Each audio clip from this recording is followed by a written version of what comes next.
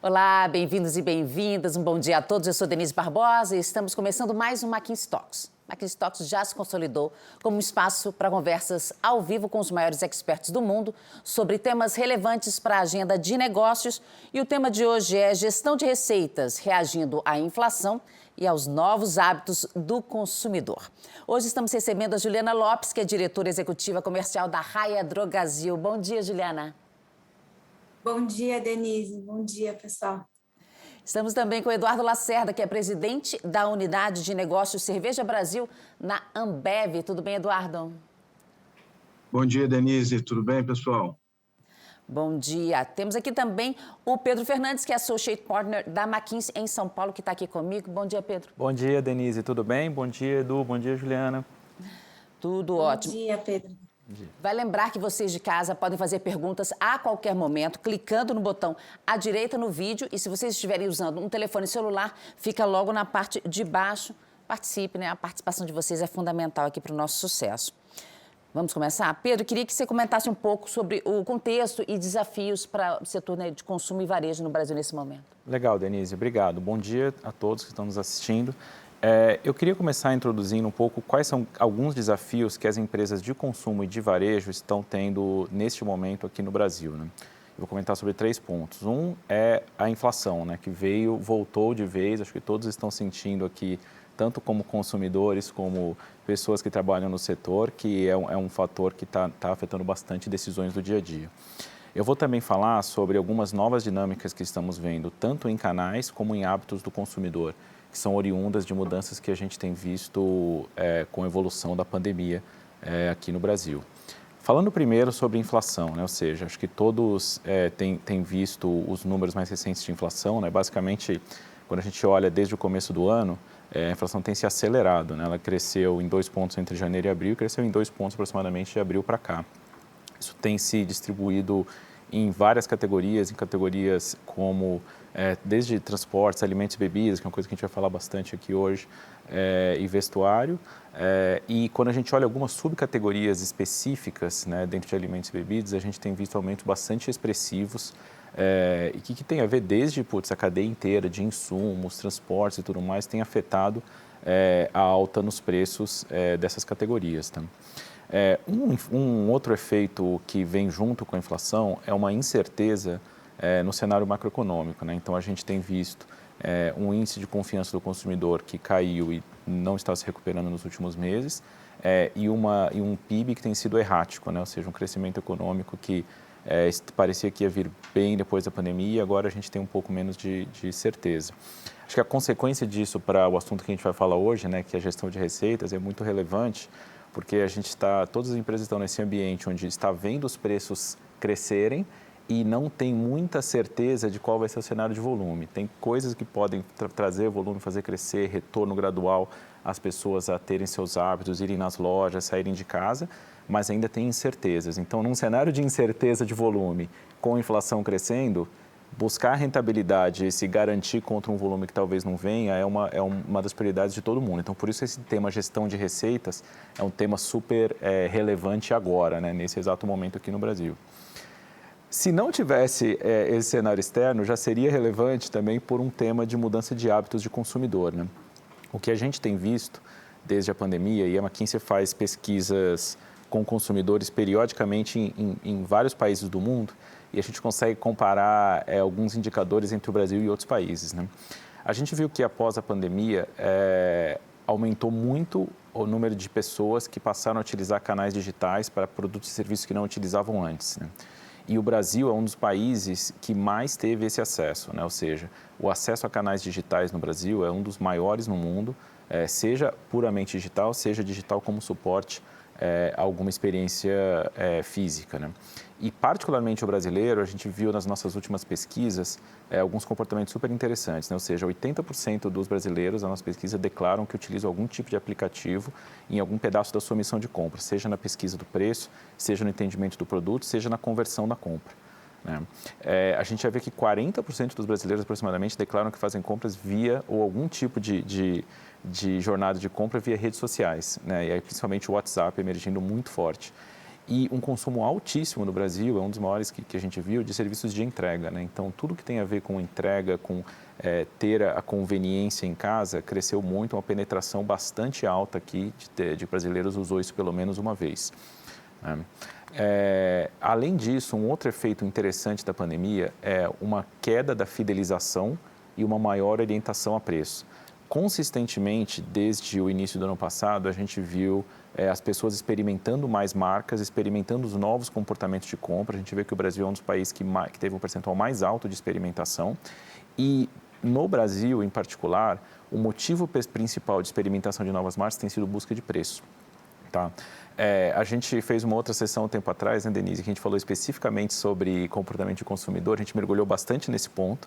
E a gente viu que isso aqui é uma oportunidade e uma ameaça, né, para empresas de marcas fortes. É uma oportunidade para você introduzir novas marcas e fazer inovação. Acho que o Eduardo pode falar depois um pouco de como a Ambev fez isso. Mas também uma ameaça para as marcas que já são fortes, que precisam se defender de novos entrantes. Né? E acho que aqui as grandes marcas tiveram que se reinventar nesse período para continuar atraindo pessoas que estão com um déficit de atenção cada vez maior e buscando valor. Por fim, antes para fechar esse tema de contexto, a gente está vendo bastante disrupção nos canais, né, na cadeia de valor. Então, tanto na interface do consumidor com as marcas, né, que são as lojas, os pontos de venda, como na cadeia como um todo. Na interface do consumidor com as marcas, a gente vê aplicativos de delivery, aplicativos de relacionamento explodindo em consumo e sendo uma parte integral, fundamental da jornada de compra. E a gente está vendo também, por mais que o varejo fragmentado seja bastante resiliente no Brasil, a gente está vendo que aqui no nosso país as redes de varejo estão se consolidando e ficando cada vez mais sofisticadas. Então, algo que era limitado a algumas poucas redes 5 anos atrás, como programas de fidelidade sofisticados, como diferenciação de preços entre lojas, como diferenciação de execução, é um negócio que já está muito mais comum. Né? Acho que redes que se consolidaram antes, investiram antes nisso, como a própria Raia Drogasil, que a Juliana daqui para falar com a gente, estão tendo uma vantagem competitiva muito grande. E na cadeia de valor, a gente está vendo o eB2B, né? Ou seja, o aplicativo substituir um vendedor e fazer o relacionamento entre o fabricante e o ponto de venda, é um negócio que veio para ficar, é um negócio que cresceu exponencialmente aqui nos últimos 12, 18 meses. E outra coisa que está acontecendo de uma forma muito estruturada é o que a gente chama de ecossistemas. Então, a gente vê em algumas categorias o varejista, o fabricante, o prestador de serviço trabalhando em conjunto para atender o consumidor. Né? Isso está acontecendo muito no setor de saúde, está acontecendo muito no setor de beleza, em alguns aspectos do setor de alimentos e bebidas também. Então, essas são tendências que a gente está vendo de uma forma muito, muito forte. Tá? Então, acho que esse era o meu resumo do contexto, tá, Denise? Maravilha, obrigada, Pedro. Juliana, na Raia Drogasil, como é que vocês estão sendo afetados, né, por esse contexto que o Pedro colocou? Denise, acho que esse último ano e meio a gente passou por tudo isso aí que o Pedro falou, né? Acho que o varejo farma passou por um momento bem movimentado nesse ano e meio, desde que a pandemia começou, porque teve sim muita mudança de comportamento do consumidor, né? Então as categorias que o consumidor comprava mudaram, ele deixou de comprar antigripal, antibiótico, né? Todo mundo trancado em casa não pega gripe. Passou a comprar álcool gel, máscara, tudo que é tipo de produto para imunidade. Então, a gente viu categorias que despencaram 50%, categorias que cresceram 300%, 400%. A gente viu o consumo mudar de lugar, né? Então, as pessoas que antes trabalhavam nos centros passaram a consumir nos bairros, as cidades mudaram. Então, assim, o comportamento para a gente mudou bastante, né? A quantidade de visitas em loja caiu, a cesta aumentou. Então, a gente teve que pivotar muito rápido o nosso estoque, as nossas lojas. Nesse contexto, tinha um mercado, então, assim, com excessos de estoques de um lado, escassez de produto do outro, porque a indústria também não conseguia responder tão rápido a tantos picos de demanda que a gente estava tendo. Então, do ponto de vista de pricing, né, de gestão de receita aqui, foi o contexto perfeito para bagunçar toda a precificação do varejo farma. Um outro ponto que você mencionou, Pedro, que aconteceu muito forte aqui, foi o crescimento do digital, né? A gente tinha 1% de participação do digital na nossa venda antes da pandemia. Se você pensar, todo mundo tem uma farmácia na esquina de casa, né? Então, comprar na farmácia sempre foi muito conveniente. Então, o canal digital nunca teve um apelo muito forte no farma, mas a gente viu passar de 1% para 9%, né? Então, a gente teve também que se movimentar muito rápido, melhorar a experiência do aplicativo, dos nossos sites, para conseguir responder a essa demanda. E traz aí, acho que, um lado muito positivo, né? Porque você falou um pouco de fidelidade aí na sua introdução. A gente vê o cliente digital, na verdade, ele consome muito mais e ele é muito mais fiel a nós, assim, né? Então, a gente, por mais que saiba que tem um lado negativo, que é a pressão de margem, porque no multicanal, no omnicanal, tudo é muito comparável, né? O cliente tem os preços na palma da mão e causa uma pressão de competitividade de preço muito grande. Traz também para a gente, como rede, um lado positivo, que é um relacionamento muito mais próximo, né? Agora a gente está na casa do cliente, a gente tem 12 milhões de aplicativos baixados já para a gente se relacionar com o cliente. Então, foi uma mudança que acho que trouxe bastante pressão para a gente, que olha precificação, competitividade e tudo isso, mas trouxe também bastante relacionamento, fidelidade desses clientes, né? Então, a mudança de canal tem sido positiva para a gente está virando todos os esforços da empresa para digitalizar e garantir que a gente melhora cada vez mais as nossas plataformas digitais. Eduardo, e na Ambev, como é que esses fatores estão afetando vocês? Denise, eu acho que todos os pontos que o Pedro trouxe e que a Juliana comentou agora, eles também impactaram muito a Ambev, né? A gente vê que a pandemia ela acelerou muitas tendências que já estavam aí e que a gente conseguiu, e por ver, e está sempre estudando as tendências do mercado, a gente meio que estava bem posicionado. Ninguém esperava o que aconteceu na pandemia, né? Mas eu acho que algumas iniciativas que a gente já estava trabalhando, porque via essas tendências vindo, elas nos propiciaram estar numa posição para capturar muitas oportunidades que apareceram, né? Então, a gente está num cenário de muita volatilidade, como a Juliana e o Pedro falaram, né? Mas, por exemplo, essa tendência de uma busca por comodidade dos nossos consumidores fez com que o Zé Delivery, que é a nossa plataforma de D2C, de Direct to Consumer, ela tivesse um crescimento super exponencial durante a pandemia, né? Que não só nos ajudou com o volume para a indústria, né? Para a Ambev, mas também ajudou muito os nossos clientes, principalmente o on-trade, que é quem entrega o produto para o nosso consumidor final, a não ter que fechar as portas muitas vezes, né? Porque ele não tinha, durante a pandemia, o consumidor indo no bar, mas o bar pôde manter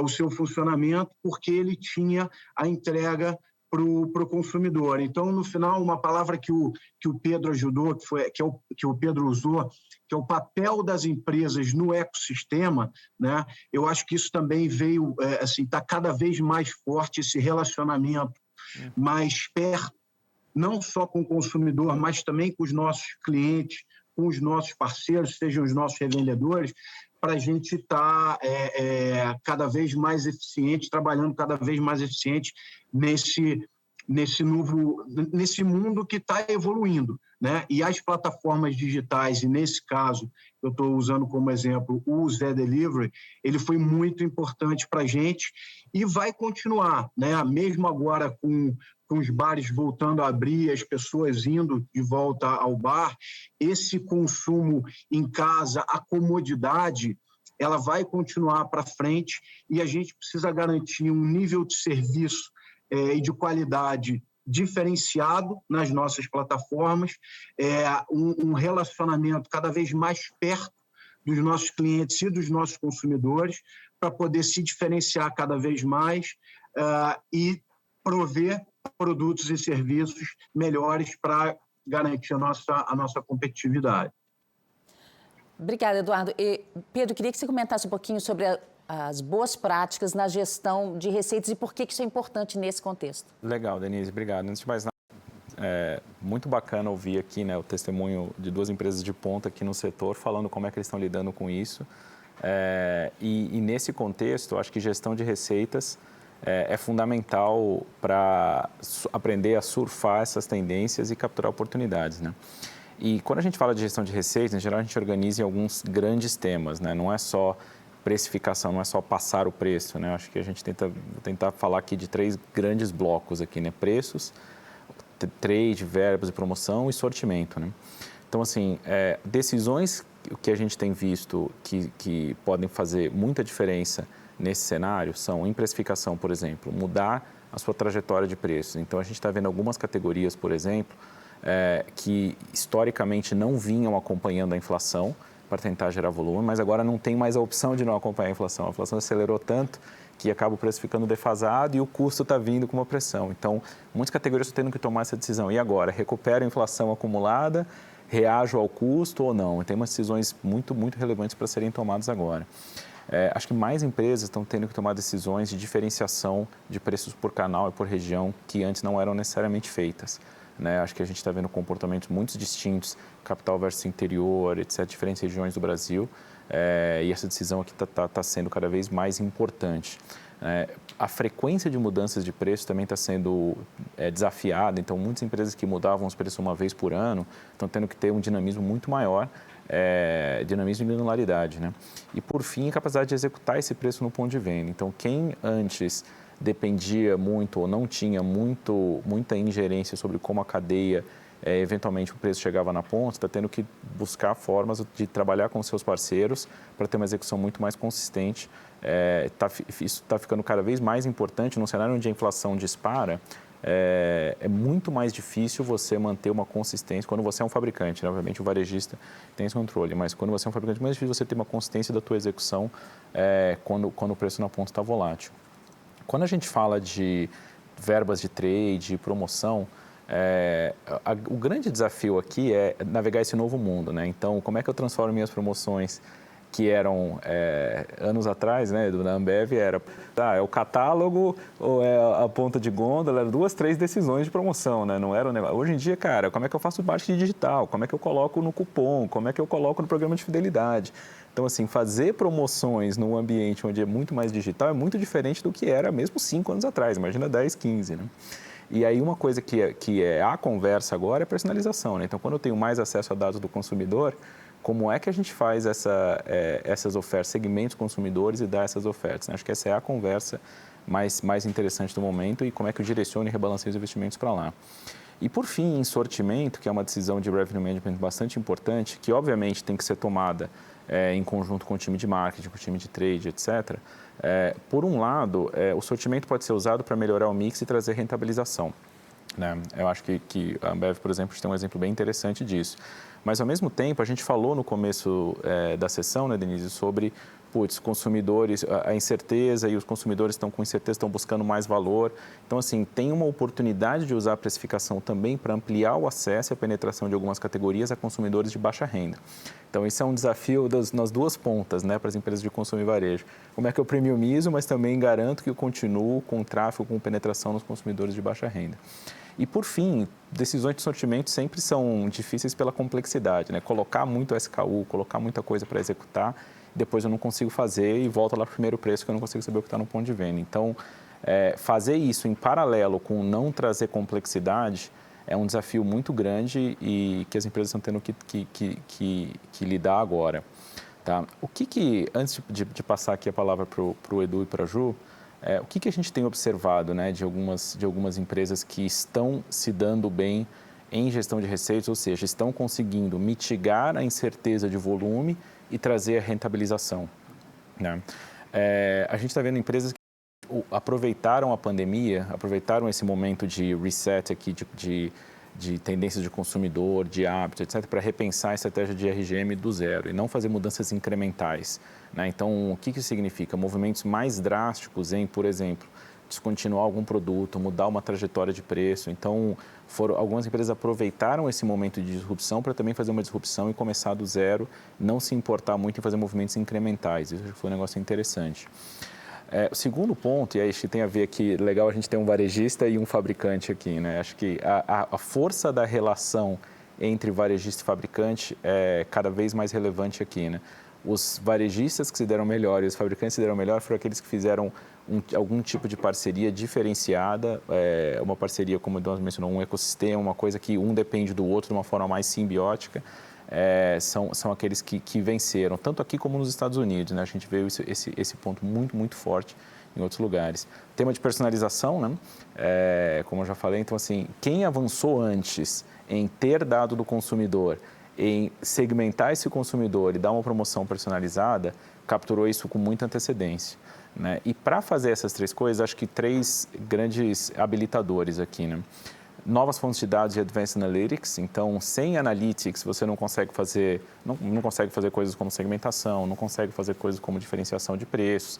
Então, assim, o investimento em Analytics de ponta, quem já vinha preparado surfou isso antes e quem está se preparando está conseguindo avançar mais rápido.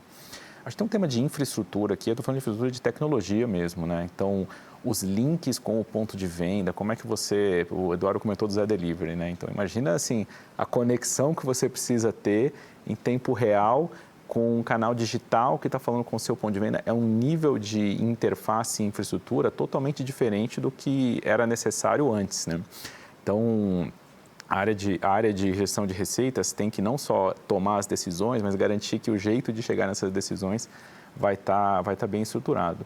E, por fim, acho que tem um tema de as capacitações de times que eram suficientes para gerar valor antes dessas tendências não são as mesmas que a gente precisa agora, né?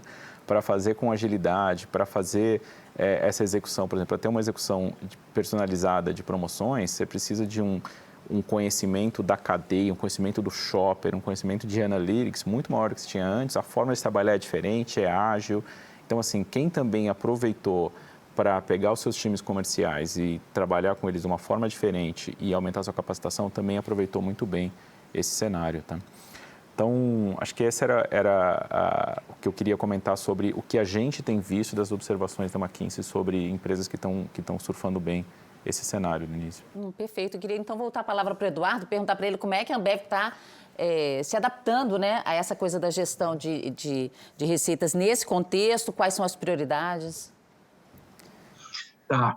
Eu acho que aqui tem muita coisa, né? Eu acho que o Pedro comentou aí de vários pontos, tá?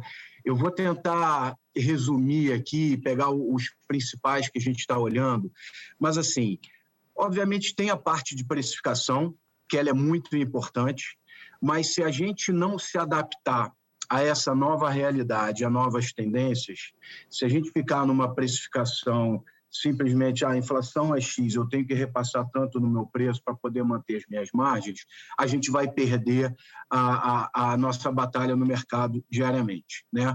Então, junto com a precificação, que é super importante, tem 2 coisas que são, eu diria que tão importante quanto ou até mais, né? A primeira é a gestão do nosso mix, que é uma forma da gente trazer mais rentabilidade, gerar mais valor para os clientes, para os consumidores e para a empresa, sem necessariamente ter que fazer o tradicional aumento de preço, né? Então, uma das coisas que a gente vê como tendência do consumidor é uma tendência a querer produtos mais premium. E isso ajuda a indústria bastante, né? Só que, assim, a gente então está com foco, um dos grandes pilares da Ambev hoje é inovação. E antigamente a gente falava muito assim, mas essa inovação aqui eu não posso cobrar um preço maior por ela. Se você não pode cobrar um preço maior pela inovação, é porque a inovação não está entregando para o consumidor alguma vantagem, não está resolvendo alguma dor do consumidor, ou o consumidor não está vendo valor naquele produto para pagar mais. Então, não faz sentido a gente lançar essa inovação. Sempre que a gente consegue justificar um premium, algum valor agregado à inovação, o consumidor vai a gente só justifica se o consumidor aceitar, né? Então, se o consumidor aceita pagar um premium pelo aquele produto, faz sentido a gente lançar aquela inovação. Então, essa gestão de mix, ela nos ajuda bastante a compensar, pelo menos, parte do impacto da inflação nos nossos custos, né? Então, a gestão de mix do portfólio, tendência de premiumização, como eu falei. Durante a pandemia, a Brahma Duplo Malte foi um produto que a gente entendeu por que o mercado de puro malte estava crescendo tanto, qual era uma necessidade que não existia no mercado, uma diferenciação que a gente poderia colocar no produto. A gente veio com o duplo malte, né, que é uma combinação de 2 maltes que traz sabor e uma cremosidade ao produto, e foi a melhor inovação da história da Ambev, foi a Brahma Duplo Malte, que veio com margens melhores para a gente. Então, sempre que você parte de uma necessidade do consumidor, você pode entregar um produto que ele vai estar disposto a pagar mais por aquilo. Na parte de affordability também, quando você vai falar, mas então você só vai lançar inovação se ela for premium? Não necessariamente, porque se eu estiver lançando uma inovação para entregar... Porque além de premiumização, existe uma tendência também ao consumidor querer, em alguns momentos, ter um custo-benefício melhor, né? Então, a gente tem uma estratégia de affordability. Se eu lanço um produto que vai canibalizar um outro produto meu que tem uma margem menor, mesmo que esse produto que eu estou lançando, que ele tenha uma margem menor do que a média, né, que ele não seja necessariamente premium, mas se ele for substituir ou canibalizar um produto que tem uma margem menor, faz sentido, porque na média eu estou melhorando o meu mix de portfólio também, né? Então, a gestão de mix, gestão de inovação, ela é fundamental dentro dessa nossa busca por melhoria de revenue management e de rentabilidade. Aí, quando você lança a inovação, você está deixando o seu portfólio cada vez mais complexo. E aí, a digitalização, e principalmente as ferramentas B2B, elas são fundamentais para darem sustentação a essa nossa busca por inovação e por um portfólio cada vez mais completo e complexo. Porque antes, a gente tinha o nosso vendedor indo ao ponto de venda, tendo que oferecer todo o nosso portfólio de produtos. Se o portfólio está cada vez mais complexo, fica cada vez mais difícil para o nosso vendedor, se ele não tiver as ferramentas, vender um portfólio cada vez mais complexo. A ferramenta de B2B facilita muito isso, porque todo o nosso catálogo de produto está na mão dos nossos clientes. Então,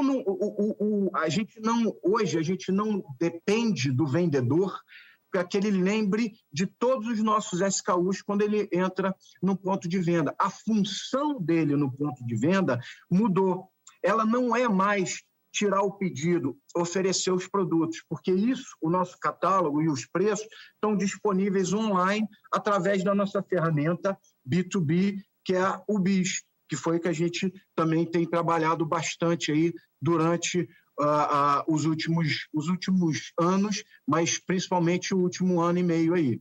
Então, a nossa plataforma de B2B mudou a função do vendedor no ponto de venda. Hoje, ele está muito mais ligado em ajudar o ponto de venda a pensar nas iniciativas que ele precisa para vender mais e não necessariamente tirar só o pedido, porque tirar o pedido já é feito pela nossa plataforma digital. E isso, assim, você dá uma plataforma digital, mudou não só o que o vendedor faz no ponto de venda, mas também ajuda a oferecer um portfólio mais complexo, como eu falei, e novos serviços também. Então, são novas fontes de receita que a gente tem e está cada vez mais crescendo, um marketplace com parcerias com outros fornecedores de indústria que fazem parte da nossa plataforma B2B também. Então, assim, é um mundo que está ficando cada vez mais complexo, mas que a gente está usando todas essas ferramentas digitais para nos ajudarem com o nosso portfólio e a trazer novas fontes de receita também, seja com marketplace, seja oferecendo diferentes tipos de serviço. Então, por exemplo, antes a gente tinha 1 ou 2 dias só de entrega para o nosso ponto de venda, e eles só podiam pedir quando o vendedor fosse ao ponto de venda. Hoje, os nossos clientes podem fazer o pedido quando eles quiserem, e a gente entrega em momentos diferentes também. Então, a plataforma B2B também propicia a gente ter o que a gente chama de flexible delivery, né? Então, entregas em outros dias. E isso melhora muito o nosso NPS também. Então, o relacionamento com o ponto de venda está cada vez melhor, com um portfólio cada vez mais rico, complexo e que está nos trazendo cada vez mais rentabilidade. Então, assim, eu acho que eu me estendi um pouquinho aí, mas tentei resumir um pouco de tudo isso que a gente está vendo. Tá joia, obrigada.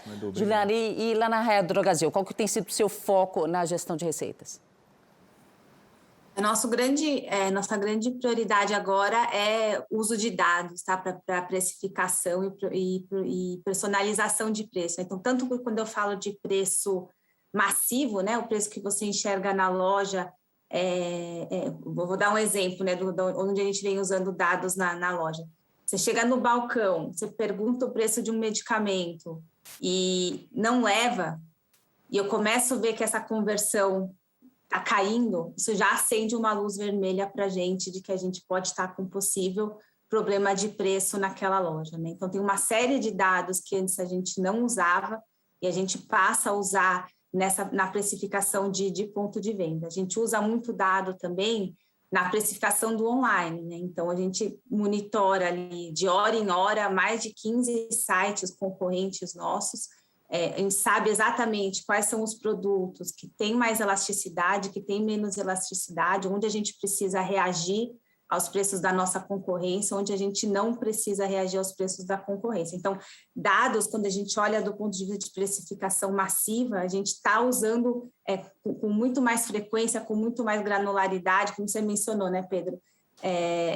Cada vez mais, assim, acho que uma das grandes vantagens de você olhar para isso em mais detalhe é que você só de trazer frequência, trazer granularidade, a gente já encontra um caminhão de oportunidades em preço, né? Então, isso quando a gente fala de precificação massiva.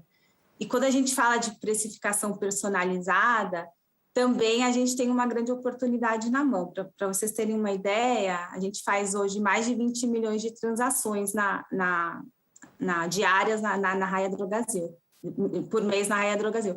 95% dessas transações são identificadas. Então, quantos varejistas têm o privilégio de ter esse volume de transação identificada? A gente sabe a categoria que o cliente consome, a marca que ele prefere, a gente sabe se ele é um cliente mais foco-preço, um cliente mais foco-qualidade, a gente sabe até quando tem a maior probabilidade de ele abandonar o tratamento dele. Então, com tudo isso na mão, a gente tem ouro para trabalhar esse cliente. Eu não consigo ser mais barata em tudo, em todo o meu portfólio, em todos os produtos para todos os clientes, mas eu consigo ser mais barato naquele item que é relevante para aquele cliente. Naquela cesta que ele consome, ele sabe que ele sempre vai ter aqui na Raia Drogasil um preço muito vantajoso, né? Então, essa personalização de ofertas, principalmente, né, faz com que a gente consiga entregar esse valor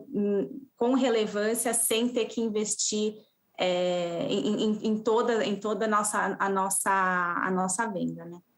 Então acho que o uso de dados tem sido um ponto bem importante. E você mencionou, Pedro, reskilling, né? A gente criou aqui do nosso lado uma área de Data Insights só para disponibilizar esses dados para a área comercial, para trabalhar o que a gente chama um pouco de evangelização, né? De mudar a cultura da área comercial para uma cultura de dados. A gente trouxe pessoas com capacidade de usar grandes volumes de dados, cientistas de dados em várias dessas posições chaves dentro da área comercial, para que a gente possa pegar esse ouro que a gente tem de informação de cliente e traduzir em valor, né? Então, a gente consegue, ao mesmo tempo, equilibrar nossas margens, né? Porque a gente é muito mais cirúrgico em onde a gente investe, e alavancar a venda, porque isso também fideliza o cliente, né? A gente tem uma série de estudos aqui internos que mostram que quanto mais o cliente usa essas oportunidades, essas ofertas personalizadas, mais fiel ele é à Raia Drogasil, mais ele gasta e com mais frequência ele vem, né? Então, no final, a gente está investindo em lifetime value, né? Eu não quero simplesmente entrar numa guerra de preço que eu estou ali, o cliente que está cherry picking, pesquisando e que está decidindo só por preço, né? A gente quer fidelizar o cliente, olhar o valor dele no longo prazo, porque esse sim é um investimento que se paga e que garante que o cliente permanece com a gente. Obrigado, Edu, também pela clareza. Acho que vocês tocaram em muitos dos pontos que, como eu tinha mencionado, algumas empresas, as empresas que são best in class estão fazendo, né? Então, você imagina que para fazer essa complexidade de gestão que você mencionou agora, né, Ju, de coletar dados de coisas que estão acontecendo na loja, vocês nem mapeavam antes, agora estão mapeando, e ao mesmo tempo para fazer o que o Edu descreveu, né, de chegar e conseguir usar uma plataforma B2B para melhorar a sugestão ou o que o vendedor faz na loja, são coisas, que a infraestrutura de alguns anos atrás não permitia fazer, simplesmente não permitia, né? E acho que está se repagando alguns investimentos que vocês fizeram ao longo do tempo. Acho que vocês tocaram em várias das tendências, o que foi muito bacana. Acho que como follow-up, e já trazendo aqui algumas perguntas que começam a surgir aqui também do pessoal que está participando, né?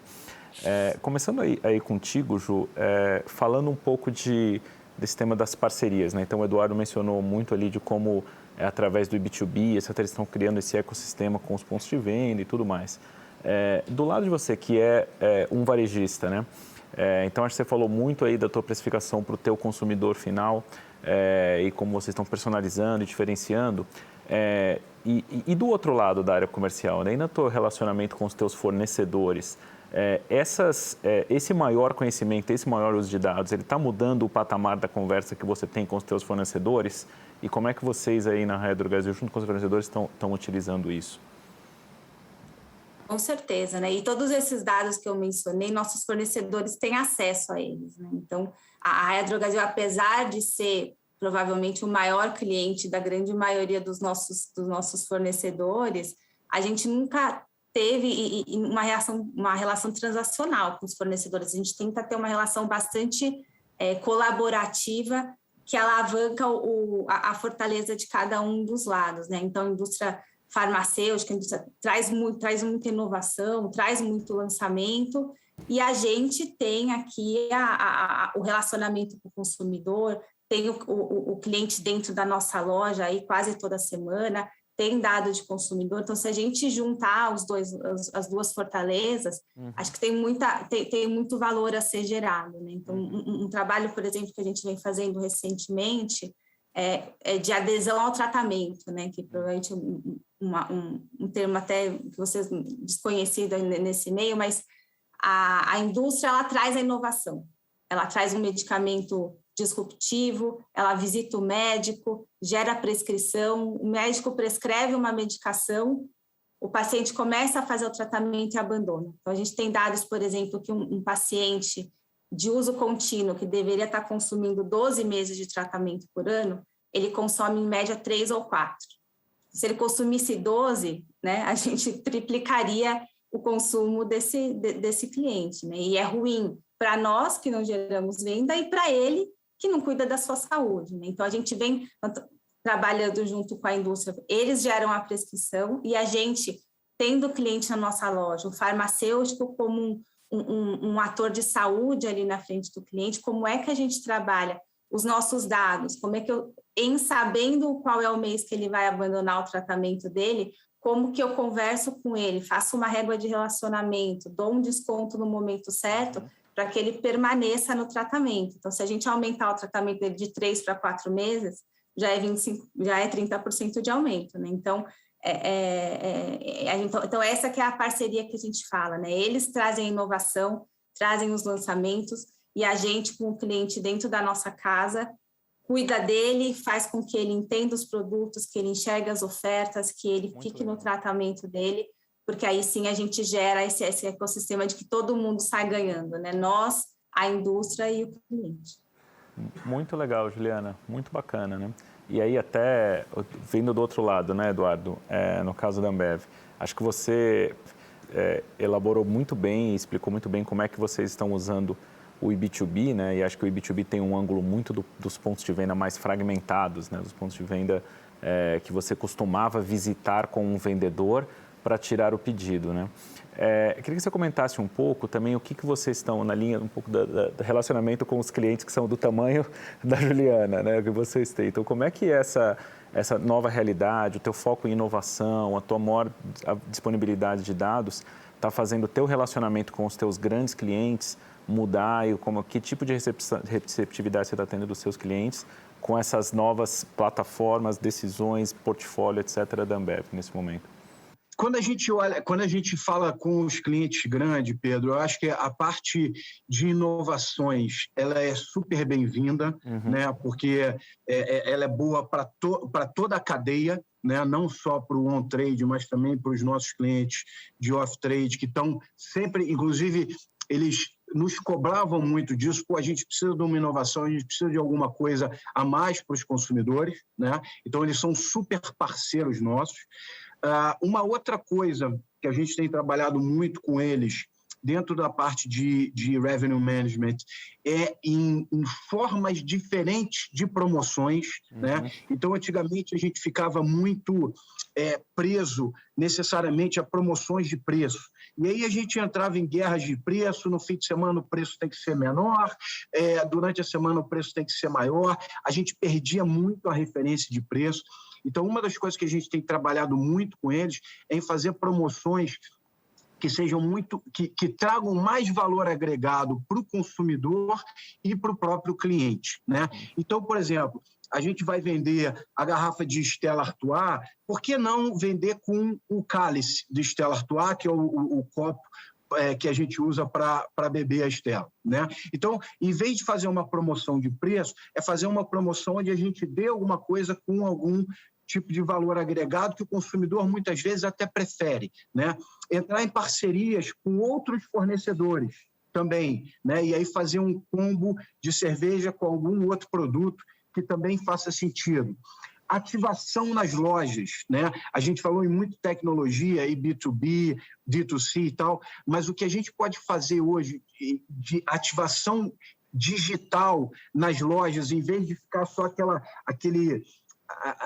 aquela visibilidade de uma promoção, um cartazete ali na gôndola, que às vezes são coisas feias. A gente hoje tem gôndolas digitais, onde o consumidor também muitas vezes pode ver um vídeo, pode participar de uma experiência diferente dentro da loja. A gente fazer uma gestão de categoria com eles é muito importante, né? Porque a experiência dentro da loja do off-trade é um diferencial também, né? A gente trabalhar em diferentes tipos de packs para cada tipo de loja, né? Então, a loja do off-trade, que é um pouco menor, ela deveria ter um pack diferente de uma loja de cash and carry e da loja do modern trade tradicional. Então, esse tipo não vou dizer personificação, né? Mas ter o produto certo, na loja certa, com a experiência correta, isso é fundamental. No início de cada ano, a gente senta com os nossos grandes clientes e faz o que a gente chama de Joint Business Plan, né? Onde a gente faz um planejamento todo que vai acontecer para o ano, e todas essas iniciativas que eu falei aqui fazem parte desse Joint Business Plan para gerar valor para a nossa categoria e para eles também. Muito legal, Eduardo. Pedro, nosso tempo está acabando, já estou lá na tábua da beirada, como se diz lá na minha terra, mas eu queria passar pelo menos uma pergunta da audiência aqui. Vou passar para a Juliana, só para a gente prestigiar também, que chegaram várias perguntas aqui. Mas, Juliana, como foi o efeito do crescimento das marcas próprias na RD em relação ao aumento de custos e preços para os consumidores?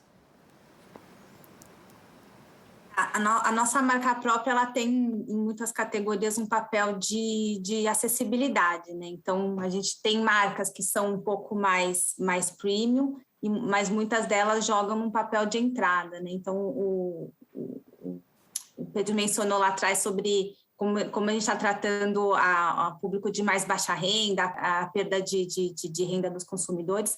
A gente vem trabalhando em todas as categorias preços de entrada, em muitos casos, né? A gente está colocando categorias de alto consumo, garantindo que a gente tem preço de entrada, que foi isso o tempo que a farmácia era só um canal de margem, né? A gente sabe que a gente tem que atender aí também o público de baixa renda.